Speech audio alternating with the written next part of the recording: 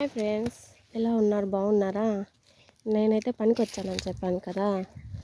అక్కడ పెద్ద తేనెపెట్టి చూశాను ఫ్రెండ్స్. పెద్ద తేనెగలు పెద్దవిగిని అవి పట్టుకున్నాయంటే అసలు వదలను కూడా వదలవు. మీకు కొంచెం జూమ్ చేసి చూపిస్తాను, చూడండి. వీడియో చేసి పెడతాను. నాకు అసలు ఎవరి దగ్గర పోవాలంటే భయం వేస్తుంది.